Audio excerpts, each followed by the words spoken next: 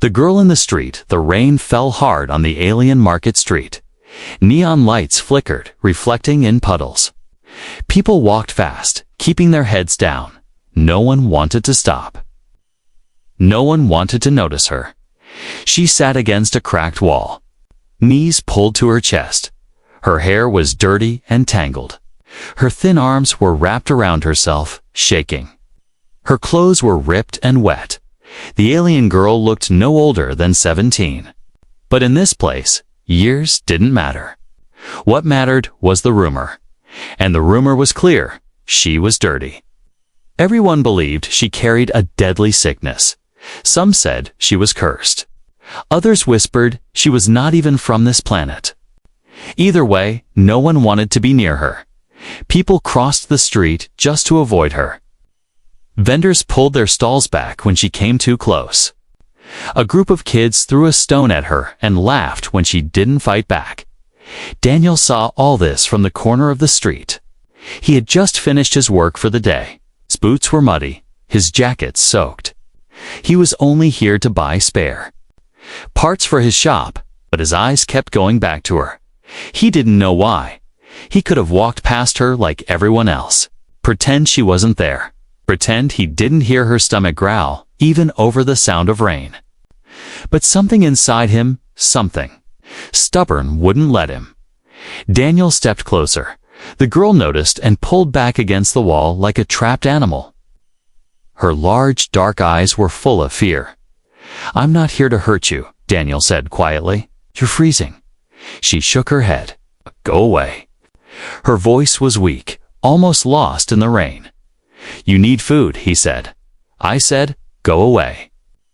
She pulled her arms tighter around herself. Daniel looked at the people around them.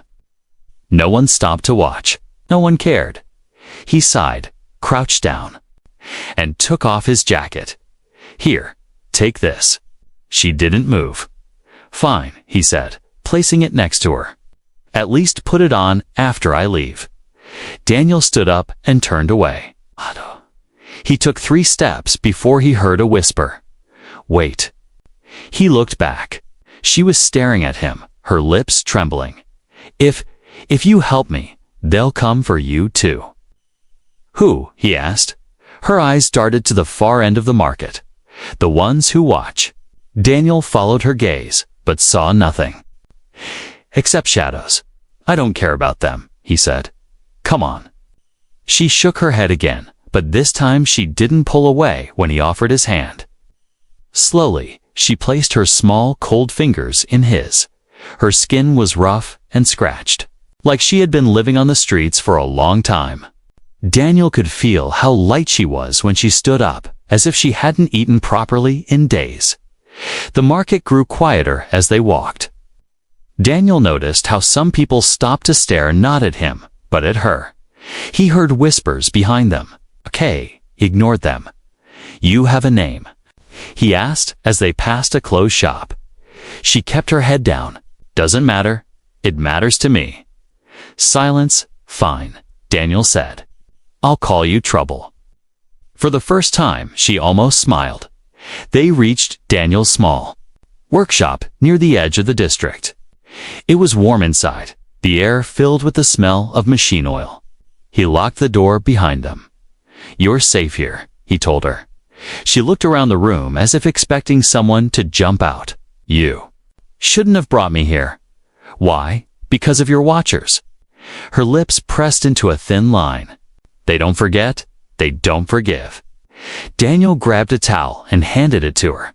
"Dry yourself. I'll find you something to eat." She hesitated before taking it. The moment her hands touched the soft cloth, she looked almost confused. Like she couldn't remember the last time she held something warm and clean, as Daniel prepared a small meal. He kept glancing at her. She sat on the old couch, still shivering, still tense. Then, just for a moment, she pushed her wet hair away from her face. Daniel saw something strange. A faint glow under her skin, running along her neck like thin lines of light. He froze. "What's that?" She quickly covered her neck. "Nothing." That didn't look like nothing. She stood up suddenly. You've already done too much. You should let me go before it's too late. Daniel frowned. Too late for what? Her answer was cut short by a sound from outside, slow, heavy. Footsteps. They stopped right outside the door. The girl's face went pale. She whispered one word. They've found me. The hot shower of the footsteps outside the door stopped. Daniel's heart pounded. He stood still, listening. The rain outside had gone quiet, but the sound of breathing slow, deep, and heavy filled the silence. The girl pressed her back to the wall, clutching the towel. Don't open it, she whispered. I'm not stupid, Daniel replied. But his eyes stayed fixed on the door. A shadow moved under the thin crack at the bottom. Then, as if testing the air, long claws scraped lightly across the metal surface. The sound made Daniel's skin crawl. Then, silence. Whoever it was walked away. Daniel didn't move for another full minute. Only when the sound had faded completely did he turn to the girl. You know them? She didn't answer. Her gaze was locked on the door as if she expected it to burst open at any second. Daniel sighed. Come on, let's get you cleaned up. If they're looking for you, the least we can do is make you look a little less obvious. The girl hesitated, then followed him to the small washroom at the back of the workshop. It was nothing fancy, just a narrow space with a shower, cracked mirror and an old heating lamp. But the moment Daniel turned the faucet and steam began to fill the air, the girl's eyes widened. She stepped forward slowly, touching the water with her fingers. Her breath caught in her throat, and Daniel realized something this might be. The first warm water she'd felt in years. He placed clean clothes, a plain shirt and loose pants on a stool by the door. I'll be outside. Take your time. She didn't speak, but when the warm spray hit her, Daniel heard the smallest sound, half gasp, half sigh. For the first time since meeting her, she didn't look afraid. Daniel leaned against the wall. Outside the washroom, arms crossed. He listened to the water running, the faint movements inside. But as he listened, something else reached his ears, a low hum. Like static electricity, it was coming from the bathroom. Daniel frowned and knocked gently. Everything all right in there? No answer. He opened the door slightly. Steam poured out. The girl stood under the water, head tilted back, eyes closed. The glowing lines on her neck, those strange marks, were brighter now. Running down her arms, across her shoulders, the glow pulsed like it was alive. Daniel stepped inside. What is that? Her eyes snapped open. She turned off the water instantly and wrapped the towel around herself. You shouldn't have seen that. I already did, Daniel said. So unless you want me guessing, you'd better explain. She shook her head. If you know, you'll be in danger. Daniel chuckled, without humor. Newsflash, I'm already in danger. Those things outside, they're not here for me. The girl hesitated, gripping the towel tightly. The glow. It's not sickness. It's a mark. A claim. Claim. It means I belong to someone. Someone who won't stop until they take me back. Daniel's stomach tightened. And I'm guessing this someone isn't the friendly type. She looked at him with a sadness that was almost worse than fear. They don't see people, only property. Daniel handed her the dry clothes. Well, you're not there. Property anymore. Not while you're with me. For a moment, something flickered in her eyes. Hope, maybe. But it vanished quickly. You say that now. You don't know them. He turned away to give her privacy. Then I guess I'll have to learn. Minutes later, she stepped out of the washroom. The clean clothes were too big for her, but they made her look less like the girl in the street. She looked almost human, almost because now Daniel could see it more clearly. Her posture, her eyes, even the way she moved, she wasn't just any alien. She carried herself like someone who had once stood in a place of power. Before Daniel could speak, a noise cut through the workshop. A faint, rhythmic tapping metal against metal. The girl froze. "They're back." Daniel reached for the wrench on his workbench. "Let them knock. They're not getting in." But the tapping changed. It became scratching, fast, sharp, angry. The sound moved from the door to the wall, then to the roof. Daniel's grip on the wrench tightened. "They're not trying to get in," the girl whispered. "They're marking the building." Daniel's brow furrowed. Marking it for what? She met his eyes. For collection. And in that moment, Daniel understood whatever those things were, they weren't going to give up. They weren't going to leave, and tomorrow they'd come back in force. The mark of the hunt of the night was too quiet. Daniel sat in his workshop, the wrench still in his hand. The girl, still wearing his oversized clothes, was curled up on the couch, pretending to sleep. But Daniel could tell by her breathing that she was awake. Neither of them trusted the silence. The rain had stopped hours ago. But the wet streets outside reflected the pale light of the moons. From time to time, Daniel thought he saw movement through the cracks in the shutter's shadows that didn't belong to anything human. Then it happened, a slow, heavy knock on the door, not the fast, impatient knock of a neighbor. This was slow, deliberate. Like each hit was a warning dot. Daniel stood and moved toward the door. "Stay back," he told her. She sat up, eyes wide. "Don't answer it. I just want to see." Before he could finish, a voice came from outside. Deep, cold, almost mechanical, human. "Give her to us, and we will spare you." The sound made the hair on Daniel's neck stand up. He glanced at the girl. She shook her head violently. Daniel gripped the wrench tighter. "Not happening." There was a pause. Then the voice said, "You have been marked. Her mark is now your mark." Daniel swallowed. What does that mean? No answer, only the sound of claws dragging slowly across the metal door. Then the voice spoke again.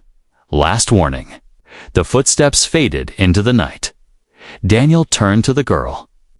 "All right, enough. Tell me what's going on." She stared at the floor, hands gripping the couch. "My name is Lyra." "Good. That's a start, the glow you saw. It's not a disease, it's a seal, a royal seal." Daniel frowned. "Royal like you're a princess or something." She gave a small, humorless laugh. "Something like that. My people once had a kingdom. It fell. I was taken as a prize, a trophy." Daniel felt his stomach twist. "And the ones outside?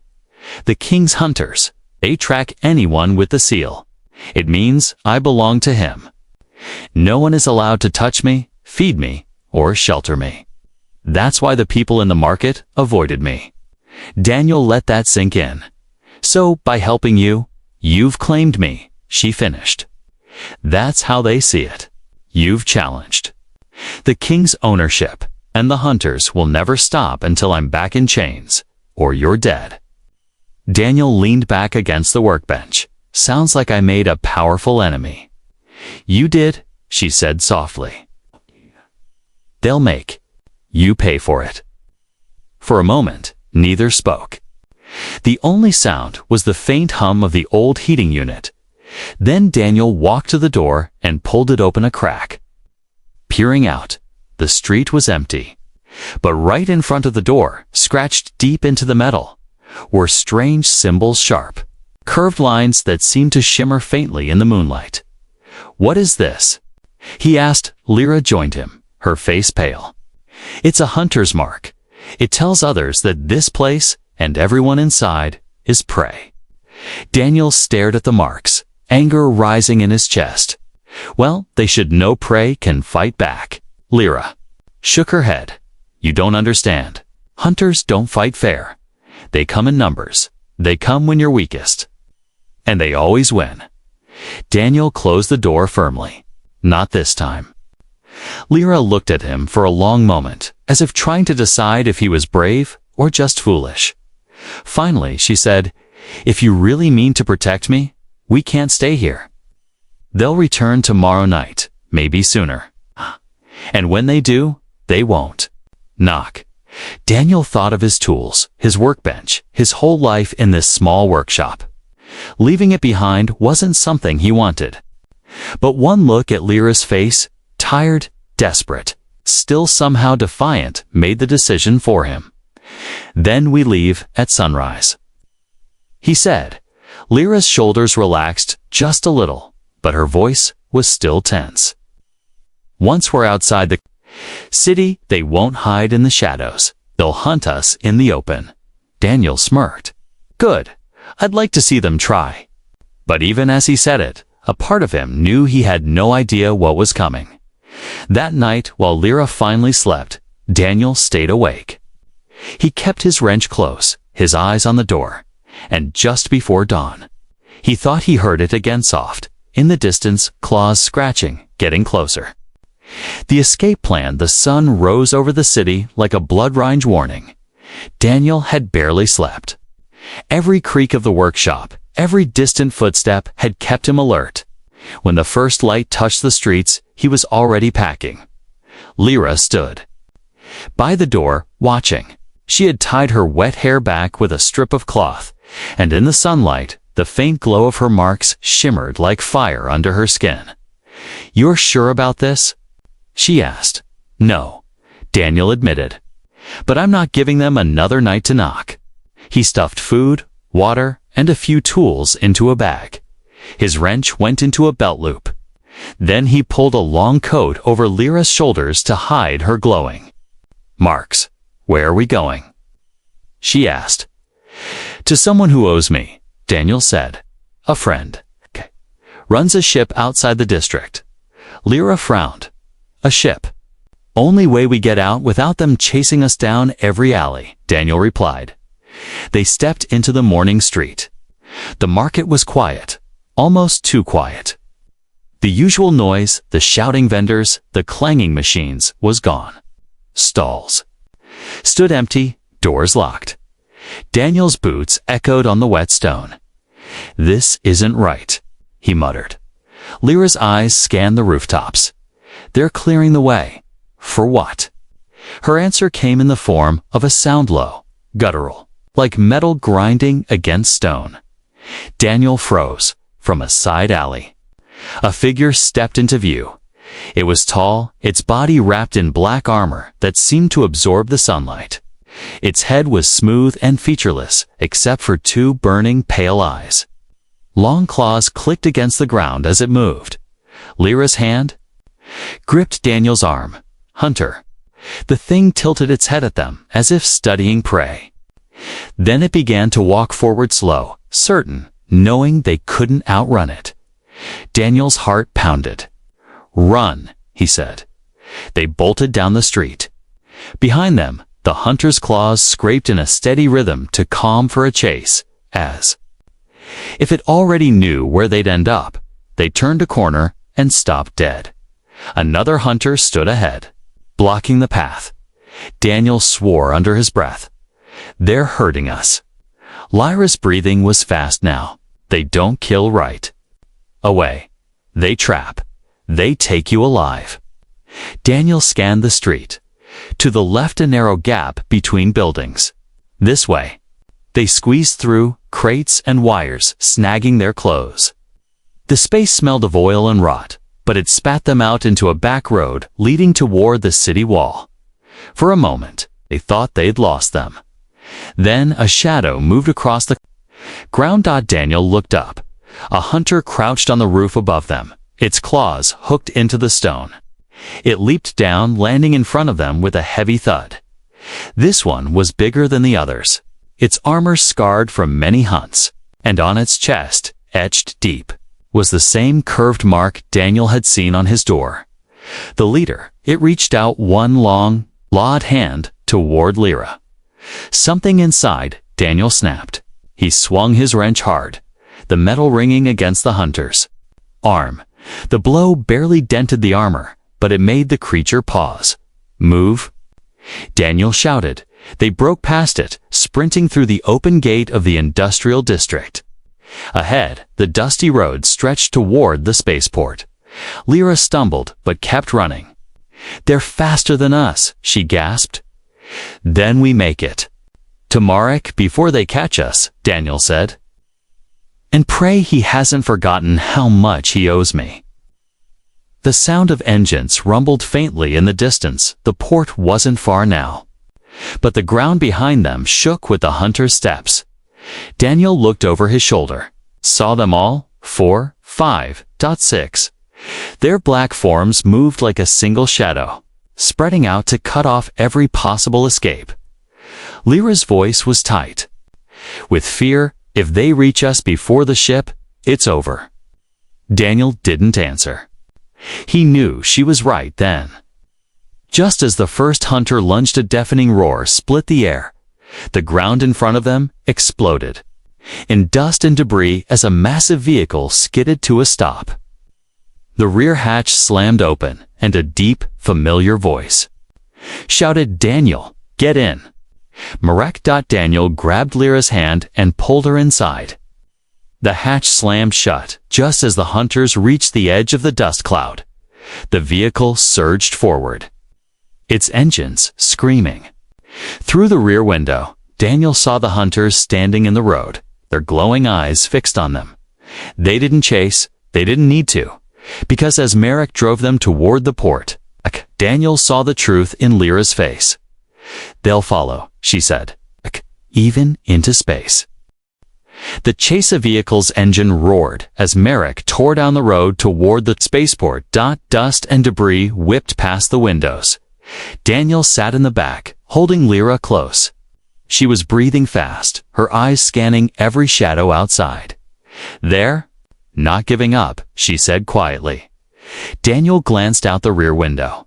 The road was empty, no hunters in sight. But that only made him more uneasy. "Then, where are they?"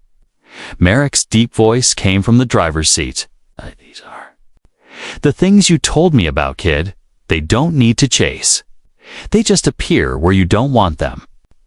Daniel frowned. "That's comforting." They swerved into the cargo lanes leading to the spaceport.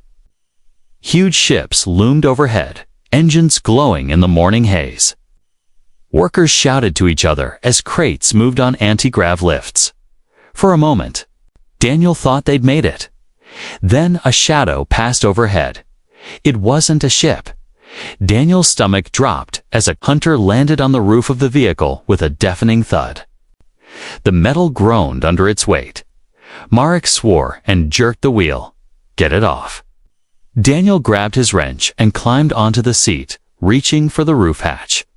"Lyra, stay down." He shoved the hatch open and came face to face with the hunter. Its pale eyes locked on him, unblinking. Its claws punched through the metal, anchoring it to the roof. Daniel swung the wrench hard. Sparks flew as metal hit armor. The hunter hissed, not in pain, but in annoyance, and swiped at him. Daniel barely ducked back inside as the claws tore a long gash through the roof. "They're not letting us reach the ship," Lyra said, voice shaking. Marek growled. "Then we take them for a ride they won't like." He slammed the vehicle into a maintenance ramp at full speed. The hunter on the roof lost its balance as they hit the incline. With a roar, it slid backward and fell, rolling across the cargo lane. Daniel slammed the hatch shut. "That buys us the side of the vehicle," exploded inward. Another hunter had leaped from the shadows, its claws ripping through the side panel. It reached for Lyra, its grip closing around her arm. She screamed, the glow of her marks flaring bright. The hunter recoiled, but didn't let go. Daniel didn't think he just moved. He grabbed the first thing within reach, a heavy toolbox, and smashed it into the hunter's head. The blow forced it to release Lyra. Marek swerved hard, throwing the creature out the torn side of the vehicle. The spaceport gates came into view ahead. But Daniel's relief vanished when he saw the figures standing in the road. 4 hunters, blocking the only way in. "They're waiting for us," Lyra whispered. Merrick didn't slow down. "Hold on." The hunters braced as the vehicle thundered toward them. At the last second, they leapt not away, but onto the vehicle. The weight rocked it violently, metal screeching under their claws. Daniel could hear them crawling across the roof, punching holes into the frame. Lyra grabbed his arm. "They'll tear it apart before we get to the ship." "Then we don't get to the ship," Daniel said. "We make the ship come to us." He turned to Marek. "Open the comes hail the gallows bird." Marek gritted his teeth, but hit the switch. Static filled the cabin before a rough voice answered, "This is the gallows bird." "Who's calling?" "It's Daniel," he said quickly. "We've got hunters on us. Open your bay doors, now." The reply was pure disbelief. "Hunters, you're insane. Do it." Daniel barked. Through the windshield, a massive freighter loomed over the cargo lanes, its hull scarred from years of service. With a mechanical roar, the underside split open, revealing a yawning hangar bay. Merrick gunned the engine. "Hang on." They shot across the last stretch of ground, hunters still clinging to the vehicle. The ramp to the hangar was steep, the freighter's gravity field pulling them upward. Inside the bay, workers scattered as Merrick skidded the vehicle to a stop. But the hunters didn't fall off. They dropped to the deck. Now there was nothing between them. And Lyra, the lead hunter, stepped forward, claws raised. Its voice was the same cold mechanical tone Daniel had heard at his door. "The girl is claimed. Return her." Daniel stepped between them, wrench in hand. "Not today." The hunter tilted its head and then all 6 of them attacked at once. The fight for freedom, the hangar bay shook with the sound of metal claws scraping the deck. Daniel stood in front of Lyra, his wrench gripped so tight his knuckles were white. Merrick was by the driver's door, one hand on the ship's console, the other reaching for the shotgun strapped to his back. The 6 hunters fanned out in a half circle, their black armor gleaming under the hangar lights. Their pale eyes locked on Lyra like she was the only thing in the room that mattered. The lead hunter stepped forward. "The claim is not yours, human. Release her." Daniel didn't move. "She's not property." The hunter tilted its head, as if confused by the word. "All marked are property." Then, without warning, it lunged. Daniel swung the wrench. The impact rang through the bay, the vibration stinging his arm. The blow staggered the hunter for half a second, just enough for Lyra to grab his sleeve and pull him back as another claw slashed where he'd been standing. Merrick fired. The shotgun blast echoed, the pellets sparking off armor. One hunter reeled back. Its visor cracked, but it didn't fall. "They're too tough," Marek shouted. "Then we slow them down," Daniel yelled, shoving a crate into the path of an advancing hunter. It plowed through, splinters flying, but its movement was slowed for a moment. Lyra stood still, her eyes fixed on the attackers. Her hands trembled not with fear, but with something building inside her. The glowing marks under her skin began to spread, running from her neck, down her arms, across her hands. The light grew brighter, pulsing like a heartbeat. The hunters stopped. For the first time, they hesitated. Daniel glanced at her. "Lyra, what are you doing?" Her voice was low, almost a growl, ending the claim. She raised her hands, and the air in the bay changed, thickened like the space around her was holding its breath. The glow from her marks surged, and a low hum filled the room. One of the hunters roared and charged. Lyra's eyes snapped open. The hum exploded into a shockwave. The blast of energy threw the hunter back into the wall with enough force to dent the metal. Sparks rained down from the ceiling. The others attacked at once, claws slicing the air. Daniel tried to protect her. But it was like she didn't need him anymore.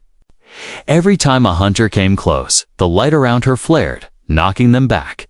But it wasn't easy. Daniel could see the strain on her face. Each wave of power made her gasp for air. Her legs shook.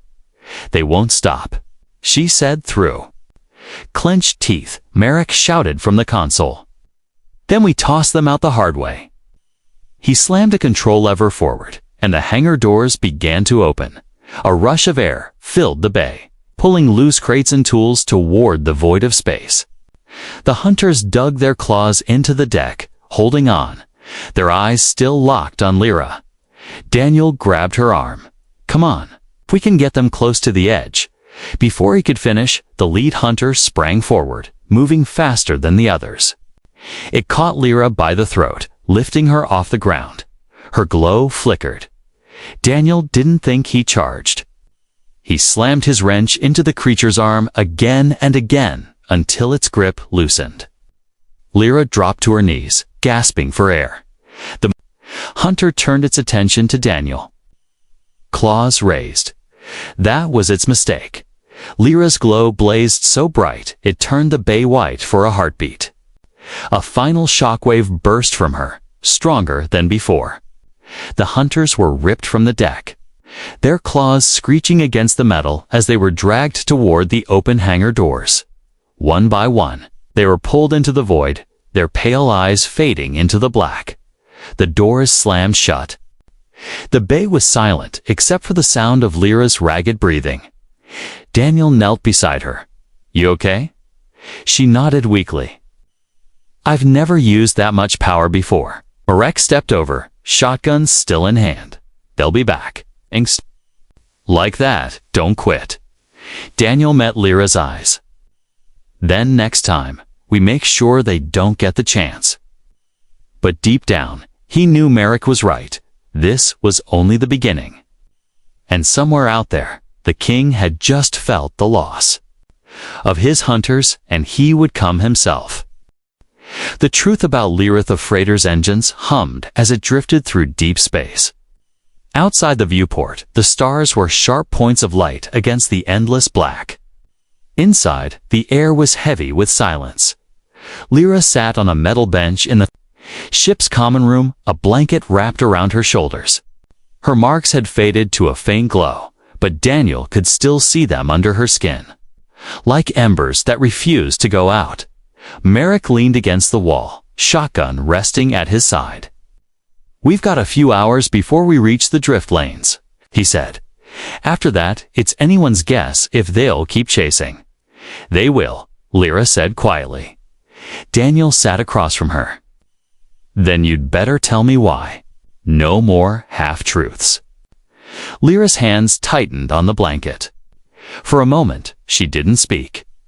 Then she lifted her head, and Daniel saw the weight in her eyes. "I wasn't just taken from my people," she began. "I was born into the king's court. But I was never meant to stay there. I was given away." Daniel frowned. "Given away? By who?" "My father," she said, "to keep the peace between kingdoms. He thought if he gave me to the king, there would be no war. But there was no peace. The king didn't want a bride. He wanted an heir. My power was the key." Daniel leaned forward. "Your power. The marks," she explained. "They're not decoration. They're a bloodline seal. Pass the king's line into mine. If I'm forced to bond with him, he gets more than a queen. He gets control of my people forever." Marek's eyes narrowed. "So you ran?" Lyra nodded. "I escaped before the ceremony. The hunters were sent after me that same night. They've been tracking me for months." Daniel tried to piece it together. "And now that I touched you, helped you, they think I've claimed you instead." "Yes," she said. "In their eyes, you're a challenger to the king. That's why they'll never stop." Daniel leaned back, rubbing his jaw. "Then I guess we give them a reason to be afraid of that." But Lyra didn't smile. Her voice was soft, almost broken. "You don't understand, Daniel. The king is not just a ruler. It's not just a man. He's old. Older than my people's written history. And the hunters you saw, they're not the only ones he can send. The hum of the engines seemed to grow louder in the silence that followed. Finally, Merrick pushed off the wall. Then we need to disappear. No ports, no broadcasts. We vanish into the drift until the ship's lights flickered. Daniel looked. Up. That's not good.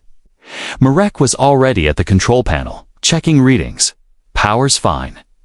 No reason for A. The lights flickered again, then went out completely. Only the dim emergency strips along the floor remained, a cold voice echoed through the ship. Lyra, Daniel froze.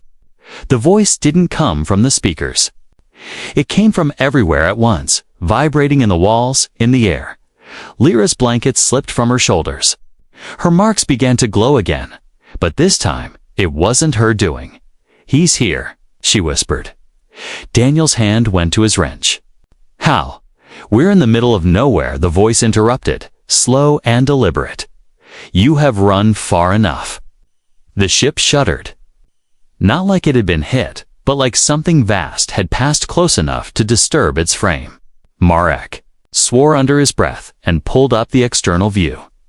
Outside, blotting out the stars, was a warship unlike anything Daniel had ever seen. It was shaped like a blade, long and jagged, its hull blacker than space itself. At its center was a single, blazing eye of light that seemed to stare straight into the freighter. That's impossible, Marek said. It's him, Lyra said. Her voice trembled, but not with fear, more like a deep, steady dread. King. The voice came again, and this time Daniel could feel it in his chest. Return to me, and your human lives will be spared. Daniel looked at Lyra. You believe him? She shook her head. No. Marek's hands flew over the controls. We can try to jump before the ship's systems died completely. Every light, every sound, gone. Only the cold glow of the king's warship outside remained. Then, in the silence, the voice spoke one last time. Prepare for collection. The warship's eye flared on. The freighter was swallowed by darkness.